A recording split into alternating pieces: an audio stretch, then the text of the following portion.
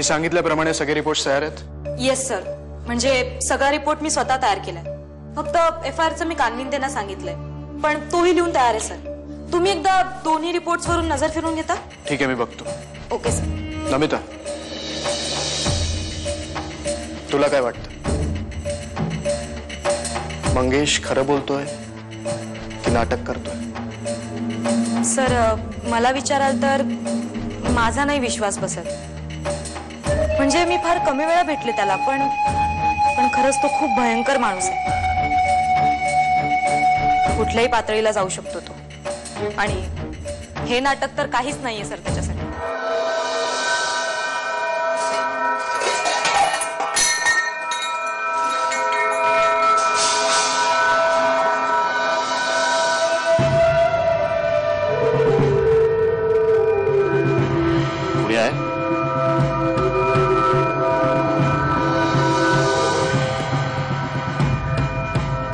पाणी हवंय मला.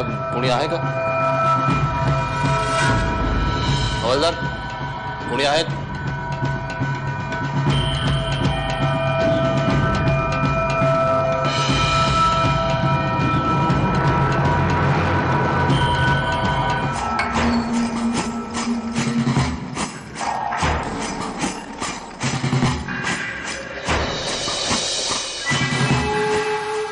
कोणाला फोन करतेस एवढी? आकाशला. दुसरं कोण? काल रात्रीपासून फोन करते, लागतच नाहीये. बाई ग, म्हणून एवढा जीव खालीवर होतोय. लग्न आधी हे तर लग्नानंतर काय करशील? बघू बघू बघू. काकू, म्हणू आजकाल हसतेस, लाजतेस. परवा वहिनीसारखी गुणगुणत होतीस. बरं वाटतं ग तुझ्याकडे बघून. तू आकाशला हो म्हणालीस ना? पाव किलो पेढे ठेवले मी मारुतीला. आता मी लग्नासाठी हो म्हणाले म्हणून त्या बिचारा ब्रह्मचार्याला कशाला पेढे दिलेस तू? चेष्टा पुरे. दृष्टी गेली माझी. नाक कान पूर्वीपेक्षाही जास्त ताकदवान झालेत, तीक्ष्ण झालेत. भांड पडलं हातून, मी आवाज दिला तेव्हा अचानक सगळी हालचाल थांबली. सगळं शांत झालं. तेव्हाच मी ओळखलं तुम्ही परीक्षा घेताय माझी.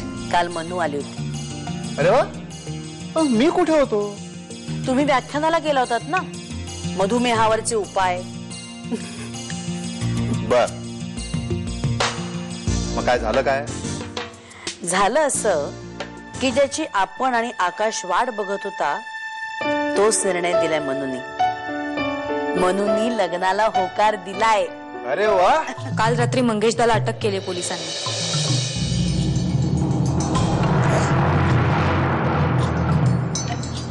इम्पॉसिबल.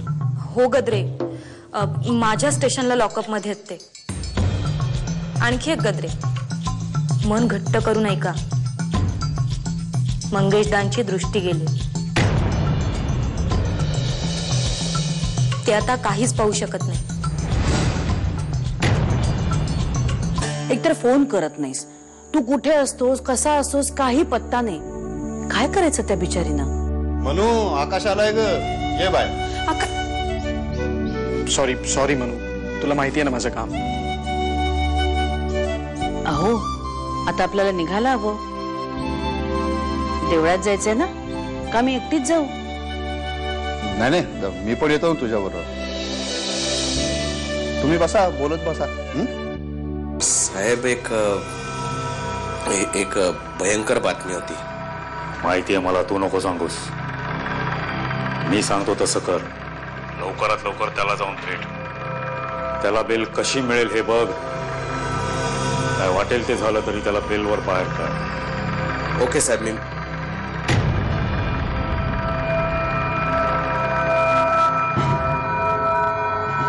यांना तर सगळंच आधीपासून माहिती.